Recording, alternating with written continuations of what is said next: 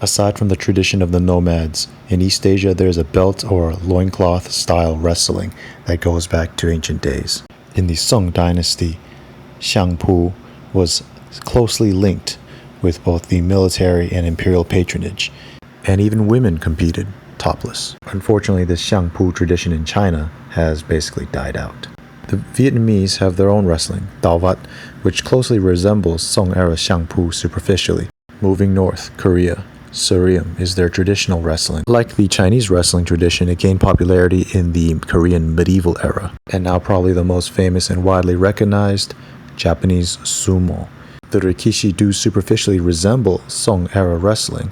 However, many of the conventions we recognize today were codified in the Edo era under the Tokugawa shogunate. Moving south along the islands, we have Tagumi, Muto, the Okinawan wrestling, which again, a loincloth or belt-based wrestling, which today may have judo or sumo influences from Japan. In the next major island, we have Taiwan, and the Punong and Paiwan peoples both engage in belt wrestling known in Paiwan as ma'uluts. Since the 1900s, they may have adopted sumo influences as well. In the Cordillera, the Luzon highlands of the Philippines, the Igorot have pultong. The Kenya Dayaks of Borneo have payuk.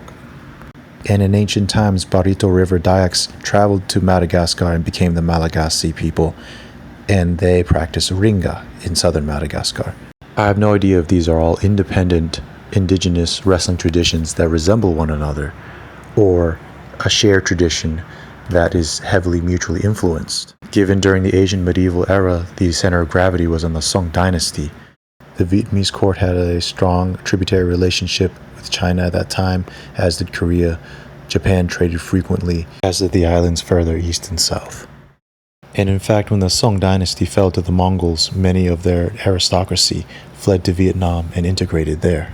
While the Song Xiāngpū doesn't really exist anymore, perhaps they had the greatest international influence in the pageantry, ritual, and competition style of the wrestling. And yet the flavor, the preferred tactics and techniques and culture around it may have been decidedly indigenous. This wrestling culture might have been much more widespread once. It's a tantalizing but murky history. Just something to ponder. Thank you for joining me on my journey. I salute yours. Peace.